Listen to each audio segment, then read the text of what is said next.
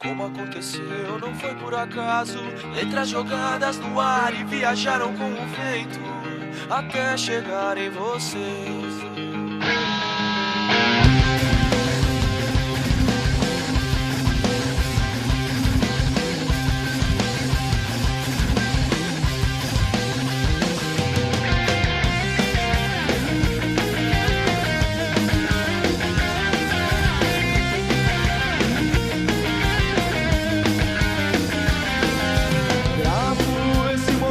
Marcou, foi difícil, mas valeu. Agora sou eu, começo a pensar, não para mais. Vou voar, enfim.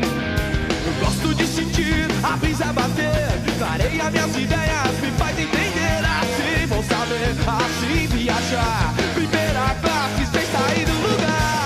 Sem sair do lugar, eu vou voar, pode crer. Em 68 aconteceu em Santos um fenômeno. Aconteceu tanta coisa. O Mar Raivoso, em 67, Endless Summer, no finalzinho de 68, no Teatro Independência, a grande apreensão de prancha. Em 67, mais ou menos, a Prefeitura de Santos delimitou o Canal 1 e o Canal 3 como áreas de surf. E a cada 60 metros de cada lado do canal tinham placas vermelhas escritas em branco, área de surf.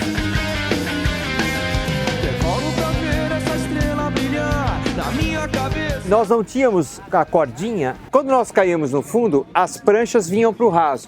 E se a prancha passasse fora da placa, o que acontecia? Essas pranchas eram apreendidas aqui no posto 2, exatamente nessa porta, e os pais nossos eram obrigados a vir, nós éramos menores, eram obrigados a vir retirar essas pranchas. Era complicado, porque era proibido e a gente não podia surfar aqui em Santos. Depois de um tempo, começou a ser permitido você surfar 100 metros do canal.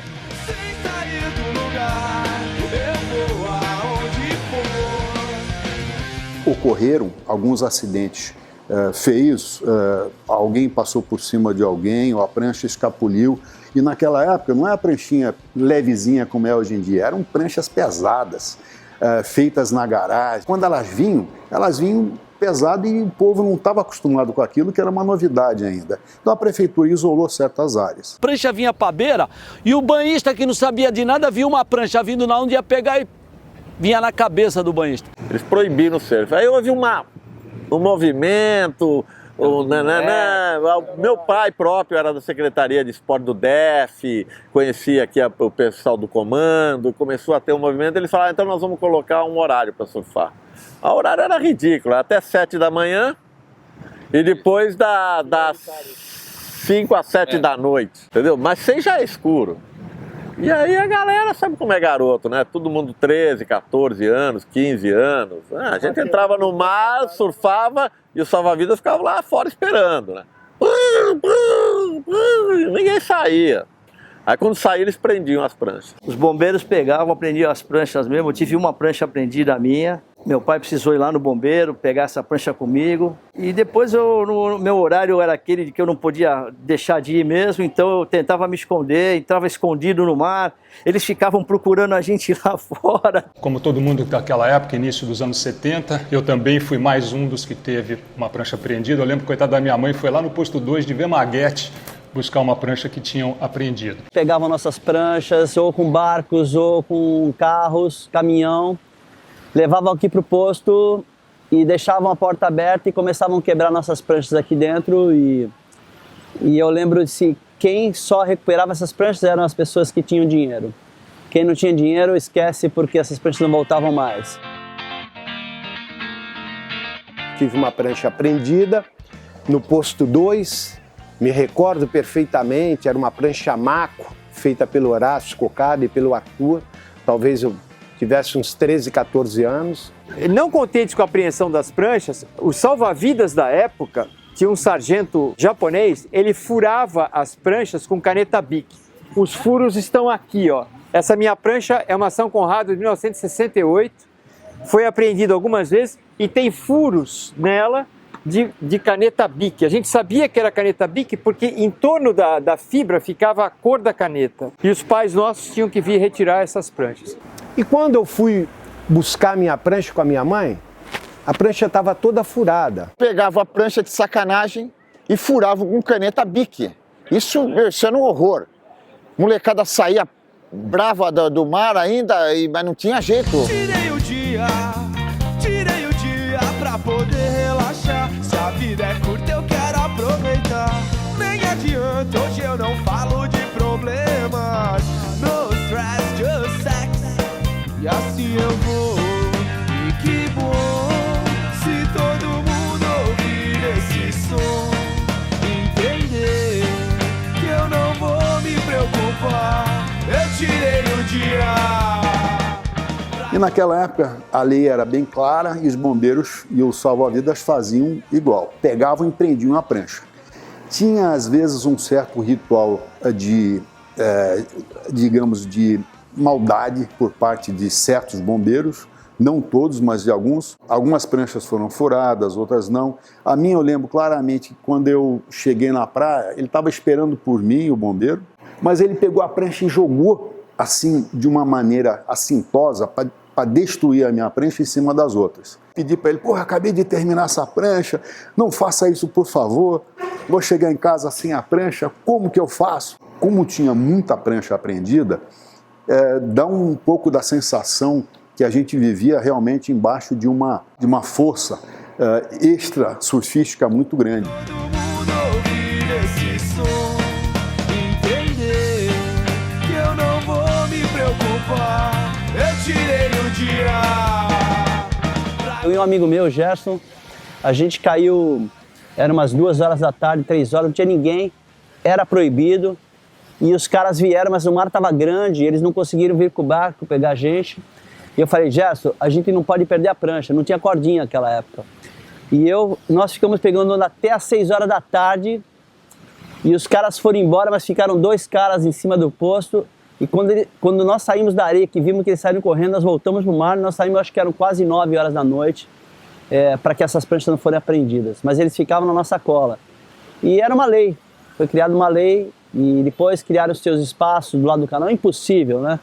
Depois levava a gente lá para a divisa, onde todas as tribos se juntavam e era briga entre nós, coisas que aconteciam, né? O japonês, ele ficava que nem uma antena ligada, meu. E eu fui pego umas 2 vezes, cara. Eu fui enviado ali pro Canal 2, ele chamou meu pai e minha mãe. E na segunda vez foi no canal, no posto 0. Ele chamou de novo meu pai e minha mãe, mas antes ele já tinha dado com o pé de pato na gente. A gente tinha que fazer um furo na quilha e amarrar a cordinha. E a cordinha às vezes era um fiapo de nylon, de varal, né? E numa desses dias de altas ondas lá no Canal 1, o nylon acabou cedendo, acabou sendo rasgado pela quilha e eu perdi a prancha. Um pessoal veio falar, olha, tua prancha foi apreendida. É um japonês atarracadinho lá, maldoso, e pega a prancha de todo mundo e quebra a prancha no meio. Eu falei, não, tá louco. Porra, eu tinha 11 anos de idade, né? 11 para 12, molequinho. Cheguei lá, tava a minha prancha lá apreendida e um monte de prancha. E eu falei, ô moço, eu tenho que me dar minha prancha. Não, aqui é proibido surfar, vocês estão sabendo, seus moleques, seus vagabundos. Vocês não podem surfar aqui não. É a divisa, a área de vocês ali entre a ilha e a pedra. Falei, ó moço, é o seguinte, meu pai é delegado e o meu tio é o coronel Erasmo. Então se o senhor não me devolver a prancha, eu vou ligar pro meu tio, ele vai vir aqui. Aí ele falou, então moleque, é o seguinte, eu vou devolver tua prancha, mas eu não quero nunca mais te ver aqui, tu sobe daqui, porque se eu pegar tua prancha de novo, eu vou quebrar ela inteira no meio. É porque a gente tudo pequenininho, cabeludo, surf praticamente era totalmente marginalizado, porque quem pegava onda era vagabundo, né? O pessoal passava para trabalhar, via a gente dia de sol na praia pegando onda, era vagabundo. Mas a gente levava essa fama, mas a gente não estava nem aí, porque a gente queria fazer o que a gente gostava, que era pegar onda e ser feliz. Era uma época onde a gente não era representado, a gente era tudo molecadinha, dificilmente os pais de alguém iriam nos representar enquanto surfistas, já era uma vantagem enorme quando o pai da gente deixava a gente pegar onda. Então o que acontecia? Jogaram a gente lá para aquele canto porque a gente era considerado perigoso para os banhistas. A prancha que eu perdi, eu não retomei nunca mais.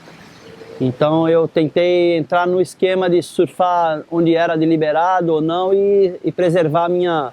Porque meu pai não gostava de surf. Minha mãe sim, mas a gente não tinha condições de estar toda hora comprando uma outra prancha. Então o que eu perdi, perdi. Essas pranchas eram jogadas dentro de um caminhão e eram levadas para um pátio lá na cidade.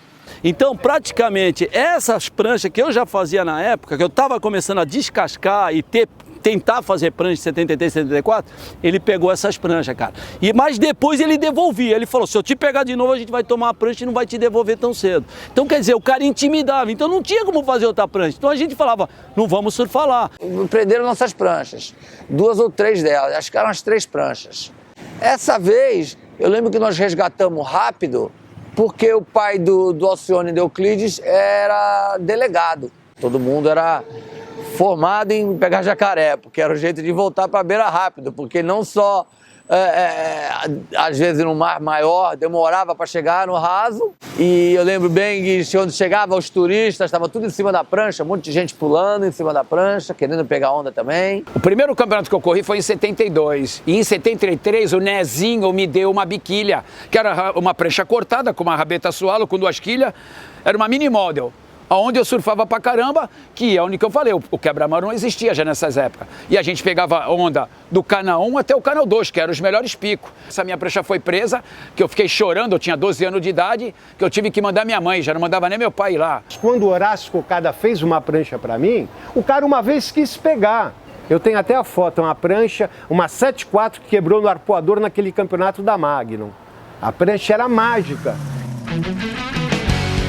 Vieram tirando todo mundo do canto do ilha, expulsando assim, todo mundo com apito, dentro d'água, sai, fora.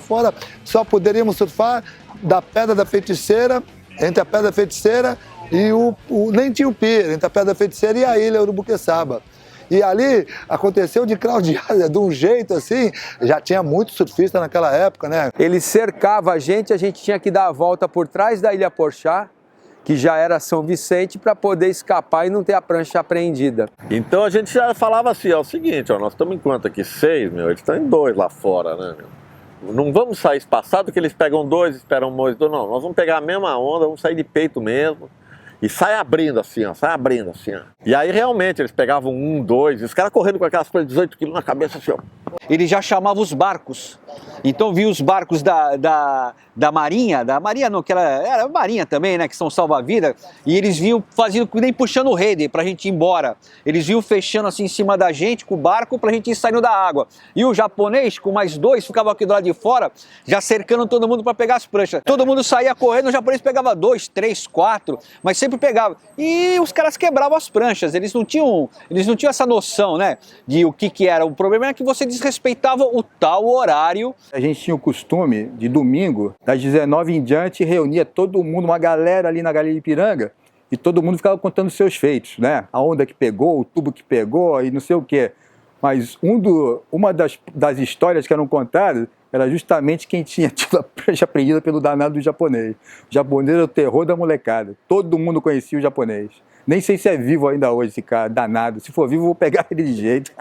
Por volta de 1969, entrou um caminhão na areia da Força Pública, juntamente com o Corpo de Bombeiros, né, com os salva-vidas, recolhendo todo mundo, tirando todo mundo da água e apreendendo as pranchas, levando as pranchas do Corpo de Bombeiros, onde hoje funciona a Câmara Municipal de Santos, o Castelinho. Então, quando houve essa apreensão, tínhamos números surpreendentes aí de mais de 60 longboards, isso aí no início da década de 70, em pleno regime militar. Hoje há uma demonstração de que o surf iria ultrapassar limites dentro da sociedade, e os números de pranchas apreendidas são surpreendentes para a época. Era uma efervescência, todo mundo na praia. Aquele verão, o Lobinho atropelou em frente ao edifício São João, onde era o Cine Glória. Ele atropelou um promotor de justiça, o olho do cara saltou, a molecada estava todo dia na praia, aquela vadiagem, e o Lobinho indo embora. Puta, isso em 68. Não deu meia hora, fomos cercados pelos bombeiros, dois caminhões. Todo mundo foi apreendido, fez uma pilha, sem sacanagem, deveria ter uns 80 pranchões. E esse cidadão aqui, ó, ele virou nosso herói na época. Isso aqui é Miguel Ciali. Olha o shape que ele fazia, ele descascava pranchão em 68. O único que chegou no meio daquela pilha de prancha, tinha umas 80 pranchas, tinha pranchão. Ele entrou no meio e falou, a minha não, era uma mini model. Porque o cara já era avançado, ele descascava os pranchões e fazia mini model. Em 68. Os caras achavam que tinha canhão, não tinha minimodo. O surfista, ele é um nômade por excelência.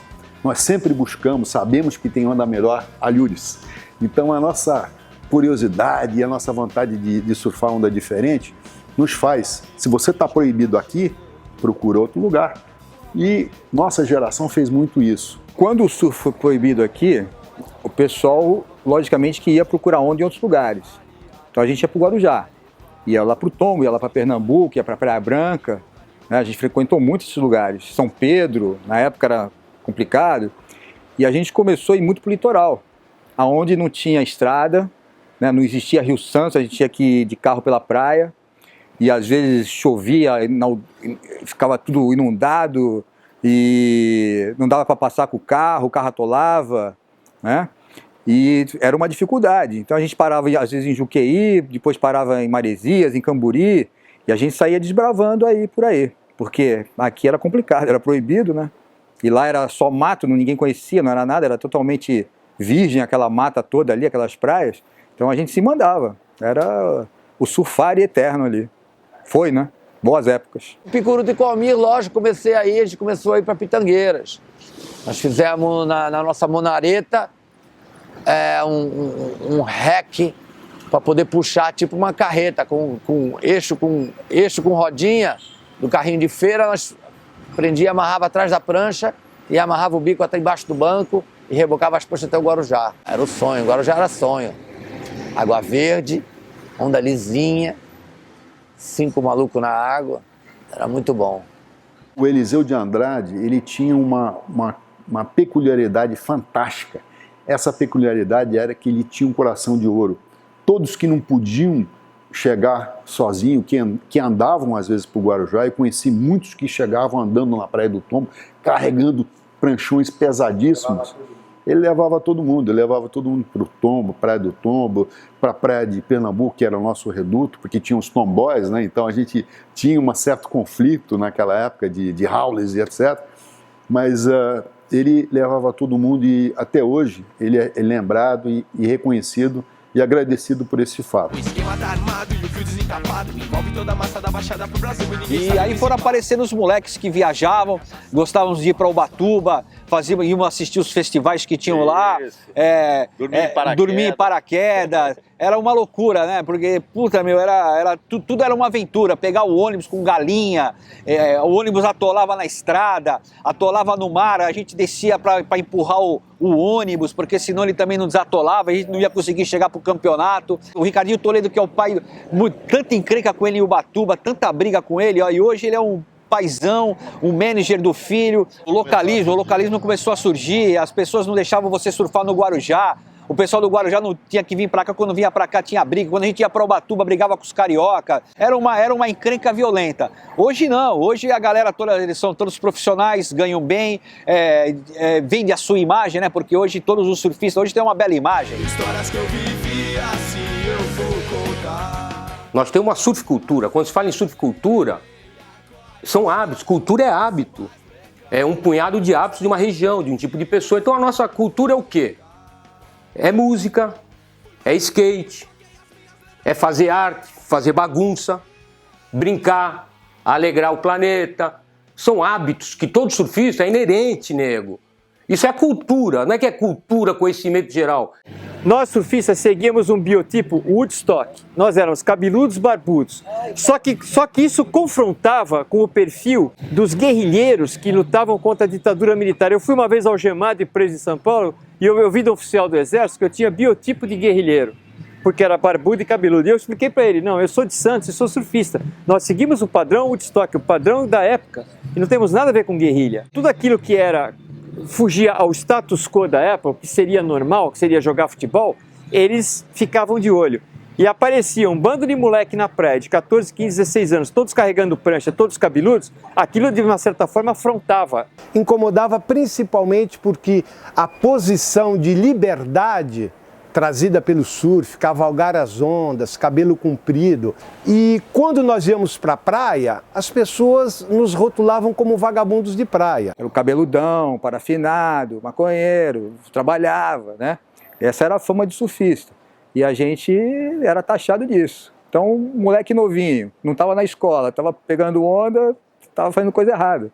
Quer dizer, sofreu, né?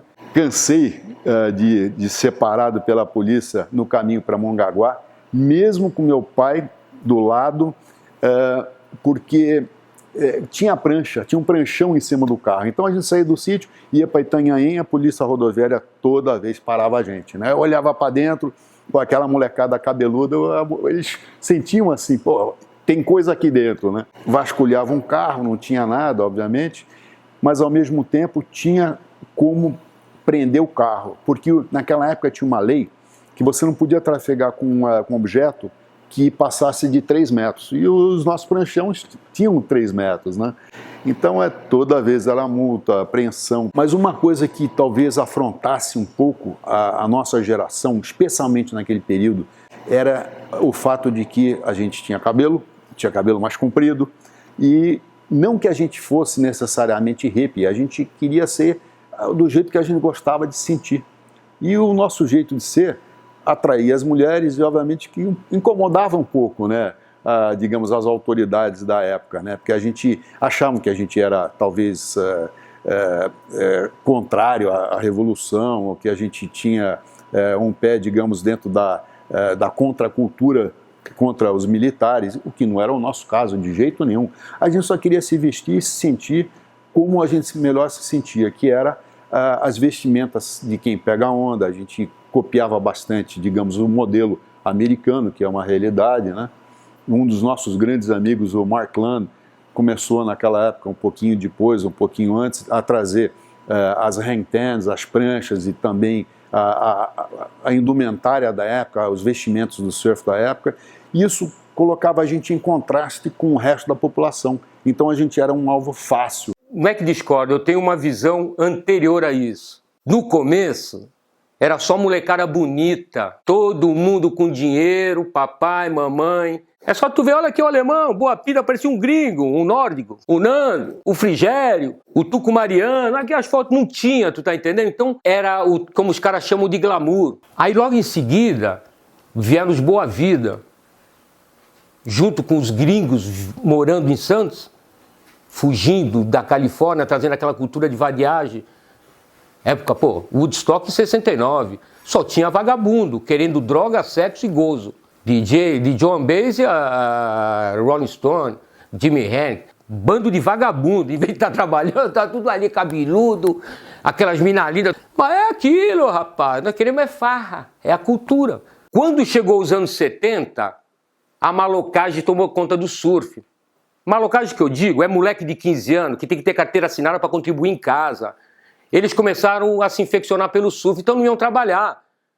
Isso é realidade, mon ami. Não adianta contar história de preconceito, não tem. O surf era esporte de bacana e para tu ficar na praia tinha que ter um respaldo. Porque o surf, quando inaugurou, me lembro até hoje, a Galeria Bamba e aqueles caras que não pegavam onda passando água oxigenada. Foi uma efervescência dos anos 60, que Santos tinha o Beer Stube Zunzeblick, Pizzaria Paulistânia, Bar São Paulo, Minigolf da família Gato. O surf, quando morreu a molecada do longboard, morreu em 69, 70, ali teve uma ruptura, aí entrou outro tipo de gente que não tinha a nossa cultura.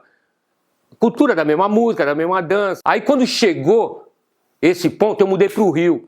Eu não vejo isso muito como uma coisa assim de uma sociedade repressiva contra uma tribo de surfistas. Eu vejo isso de uma maneira mais curta e prática. Um fenômeno comum em várias praias foi a formação dos surf clubes. Nós vimos isso acontecer no Peru, por volta da década de 40, a formação do Waikiki Club, Surf Club. E no caso aqui do Brasil, a gente teve a experiência no Rio de Janeiro, com o famoso Arpoador Surf Club, no final de 1966, liderado pelo Tito Rosenberg e também, né, com a nata do surf naquela época, Arduino Colassante, Russell Coffin. E aqui em Santos, nós também tivemos o nosso Surf Club, basicamente aqui onde a gente está hoje, que foi a formação do Big Kahuna Surf Club. Iniciativa aí do Frigério, falecido saudoso Frigério, Nando Gouveia, Petito. Demos início à Associação Santos de Surf, isso em 78. Bem antes ela foi se solidificando e nós conseguimos ter mostrar para a sociedade que o surfista era bem melhor do que eles acreditavam que era. O surf cresceu de tal maneira que não tinha como controlar isso aí. Se foi um erro, eu aprendi. Virou acerto, virou minha vida. Bem ou mal, viajo sem parar. Não sei ao certo onde estou, de onde vim, mas sei que vou chegar. O pecado só não bastou pra entender. Eu entrei no Bombeiro em 1988. Eu tive prazer de conhecer e trabalhar com o sargento Takeu. Ele era um pouco temido aí pelos surfistas, mas era uma pessoa muito austera, severa, mas era cumpridor dos seus deveres, né? O bombeiro era muito atuante naquela época, como é ainda hoje. Cuidava bem das praias, né? Entrei na polícia em 1989 para ser guarda-vidas. Entrei para servir então o 3º grupamento de busca e salvamento.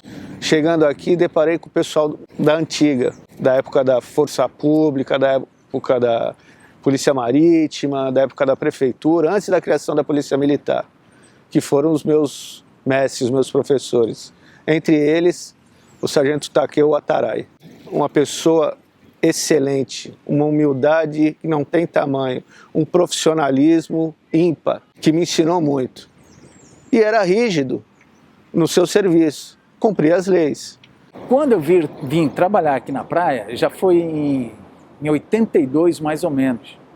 Esses que faziam as apreensões, eu os conheci porque ainda peguei eles na ativa. E essa realidade era mais ou menos isso, dentro da sua pergunta. O surfista que se dedicou desde os seus 12 anos, vamos dizer dos 10, vamos dizer 10 anos, ele vai indo, ele vai pegando corpo, que o exercício lhe dá um peitoral, umas costas, um braço legal, para ficar encorpado. Aí vem um cara retinho, franzino, pequenininho, vou tomar sua prancha, vou pegar sua prancha porque você está errado. O cara não vai dar. Só que o japonês, o que tinha de educado, tinha de hábil. O sargento Takeu era um homem de 1,60 m, tinha 60 quilos, entendeu? Muito engraçado, a gente se divertia muito aqui. Ele era, acho que 3º ou 4º dan de karatê, simulava algumas agressões com faca e tal, a gente se divertia. Era um cara muito bacana. A infelicidade de quem o enfrentou era arrumar uma encrenca e o cara ficar em maus lençóis. A prefeitura também atuava bastante, aprendia muito o carrinho de caipirinha, pessoal sem licença, né? E no mesmo caminhão que ia esses carrinhos de caipirinha, também iam as pranchas, né? Então, quer dizer, naquela movimentação, sabe como é que é, né? Meu nome é Marcos Akira Watarai, sou filho do sargento, na verdade, tenente, né? Tenente Takeu Watarai. E meu pai era sargento, atuava como sargento no salvamento da praia. E nessa época, pela regulamentação, não era permitido essa prática desse esporte. Entrevistando surfistas da época, eles comentaram a respeito do meu pai, porque meu pai era muito rigoroso. Se a regra era não pode, não pode. Então tinha sempre atrito entre o pessoal do corpo de bombeiros, né, do salvamento, e os surfistas. E aí o Márcio e o João resolveram procurar quem era esse sargento, que era tão casca-grossa na época, né? E aí conseguiram encontrá-lo, né? Porém, infelizmente, por causa da pandemia, né, meu pai faleceu, né, em setembro de 2020, e aí eles não conseguiram mais dar prosseguimento à matéria, né? Nossa, que triste, porque na realidade ele seria o artista principal, porque praticamente 90% da história ele faz parte, porque era da equipe dele. Caramba, meu, o Jacuí me comentou isso ontem, me veio toda aquela lembrança daquela época. Porque os caras eram bravos, viu? Vou te dizer, além de ser grande, era bravo. Talvez o preparo que eles tinham era um pouquinho maior que atual salva-vida, porque os caras, remava. Aquele sandolim, aquele barco que o cara vinha fazer resgate e não arremada. Hoje tu tem um bote, tem um jet, é totalmente diferente. Ele serviu o exército no Rio, na Brigada Paraquedista, foi PQD, né? Deu baixo do exército, entrou para a Marinha Mercante. E um dia o navio aportou aqui em Santos. E aí lá na Barra ele olhou o Santos e falou assim, caramba, que cidade linda, é aqui que eu vou ficar, que eu vou morar. Pediu baixa da Marinha e veio viver em Santos. Eu lembro do Poço 1, que foi um dos postos que ele mais ficou, o 3, aqui no Gonzaga. Trabalhou no 4, trabalhou no 2, por ser japonês, né, descendente de japonês, sempre teve uma educação um pouco mais rígida, e por ter sido militar, né. Se a regra era não pode surfar, não pode surfar.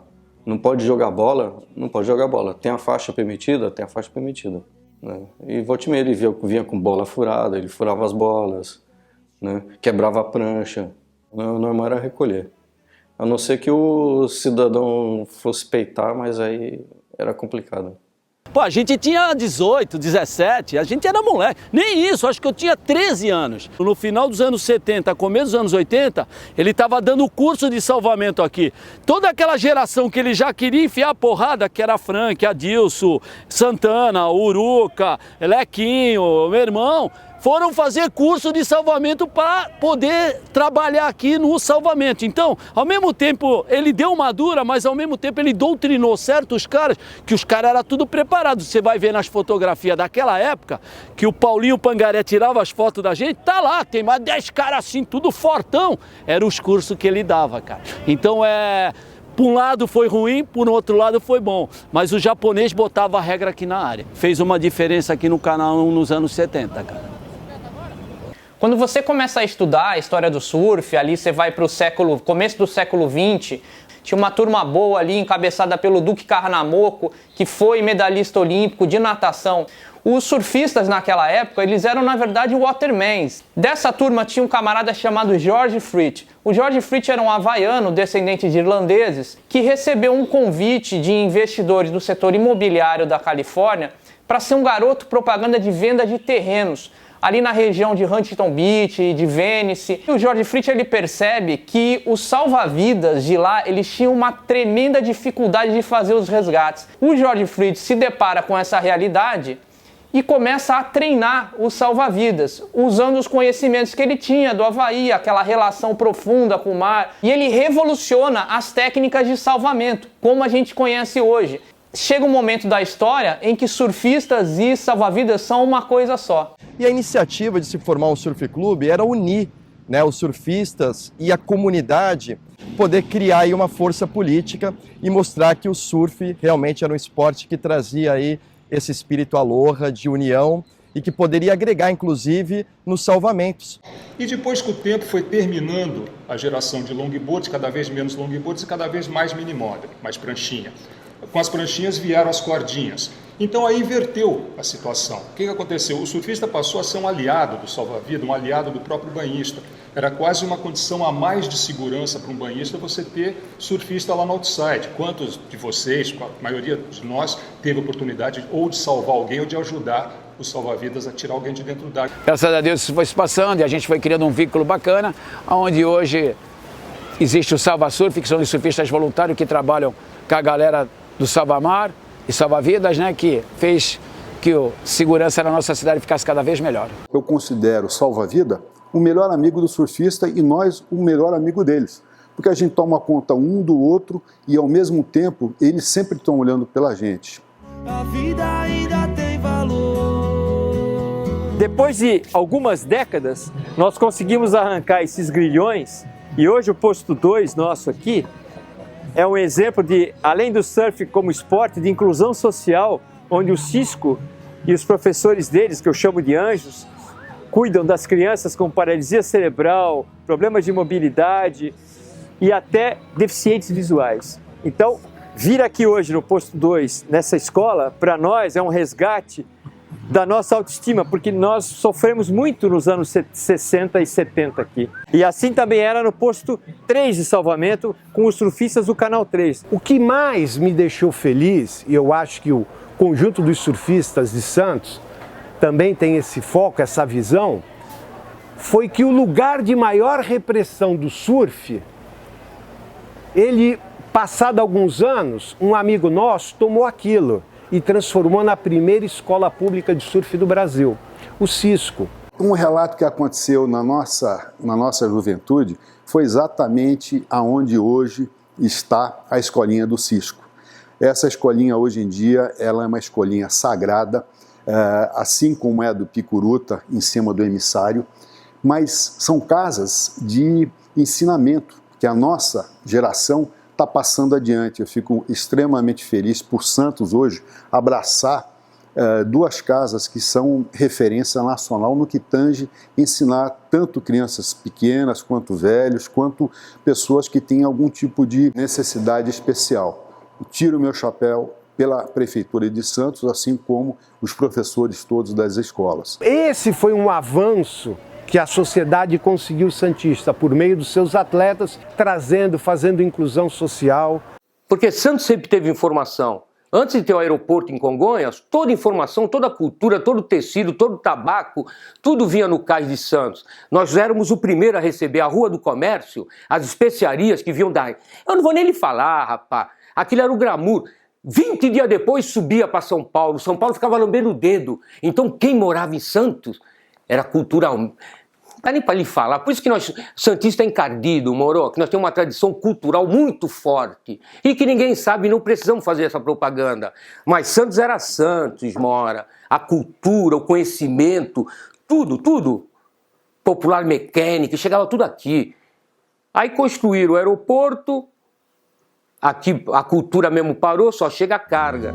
Sonhar, viver e todo dia agradecer e rezar. Sei lá, o universo conspirou, né, em relação a isso, e nós voltamos pro posto. Como diz meu amigo Jacuí, é uma escola da resistência. Eu acho sim que Deus conspirou para que a gente tivesse hoje uma escola exemplo. Nós temos o guarda-vida hoje em 1/3 do posto, que auxilia nosso trabalho. Nós somos amigos da Polícia Militar, todos estão juntos, a maioria pega a onda. E o surf deu esse passo, né? Ele foi para frente de uma forma de mostrar para o mundo que não era nada daquilo, era só uma maneira de a gente se divertir, né? Como a música, como o violão, como a gaita, enfim. Eu acho que a gente ganhou um espaço incrível. O posto é realmente um símbolo de resistência. Era aqui realmente nossas pranchas eram aprendidas e quebradas, e onde a gente ficava chorando, pelo amor de Deus, não faz isso com a nossa prancha. Mas foi uma época que é legal falar também, né? O quanto a gente batalhou para o surf ser o que ele é hoje, né? Uma inclusão social, os títulos mundiais, pioneiros, o espírito de Aloha, o espírito de Ohana dentro da nossa cidade, que é pioneira do surf. Primeira escola pública do mundo, a primeira escola de inclusão e acessibilidade do mundo, pública, com parceria pública-privada. Viver o sonho é viver essa escola, é viver a nossa cidade, é ver nossos amigos aqui junto com a gente se abraçando. É isso que a gente quer, e mais ainda, evoluir com isso. Nós vamos para o posto 3, numa escola com criança com deficiência, vai mostrar para o mundo que é possível ser tudo gratuito, que todos possam chegar aqui, ter aula de uma forma legal e absorver do mar, do oceano, aquilo que a gente mais tem, amor. A nossa cidade é a primeira do Brasil e é Surf City por causa dessas questões todas. Associações, pessoas envolvidas com o meio ambiente, surf de qualidade, surf para todos, grandes eventos como é o Colegial à Tribuna. Está todo mundo aqui envolvido, os melhores juízes do mundo estão aqui, grandes surfistas como Picuruta e outros. Isso é um grande exemplo de como manter o surf na cidade vivo, né? Pra mim, não esqueça de pensar no dia que viveu e fez a história começar. Sentiu o destino e vem, vamos lá buscar. É só acreditar e vir. Sempre que estamos juntos, o dia é bem melhor, com prazer e paz assim. Fazendo o que a gente gosta, sem medo de acabar e mais forte pra seguir.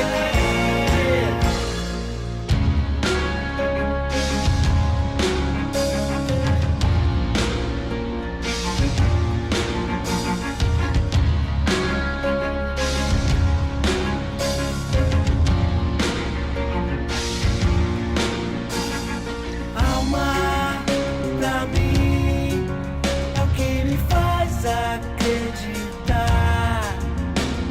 na vida, pós-vida, fez a gente se encontrar. Sentiu o destino e vem, vamos lá buscar. É só acreditar e vir. Sempre que estamos juntos, o dia é bem melhor, com prazer e paz assim. Fazendo o que a gente gosta, sem medo de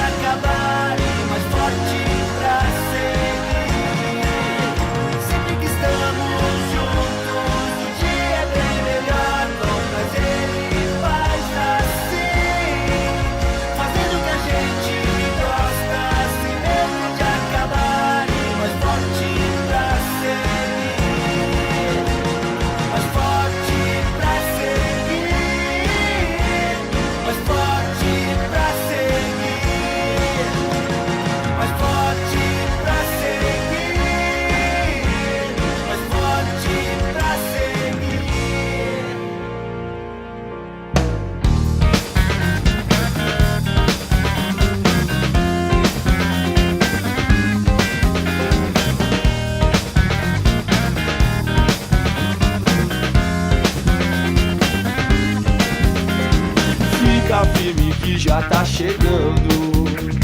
Qual vai ser? Disseram que é o veneno.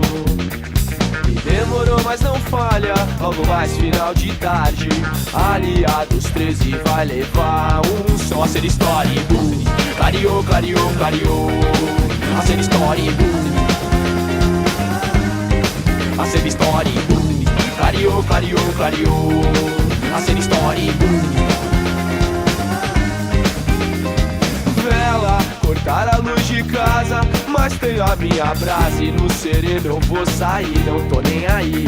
O esquema tá armado e o fio desencapado envolve toda a massa da baixada pro Brasil e ninguém sabe o que se passa. É choque na carcaça, fogo no pavio, story boom. Clareou, clareou, clareou. A ser story boom. A ser story boom. Clareou, clareou, clareou. A ser story boom.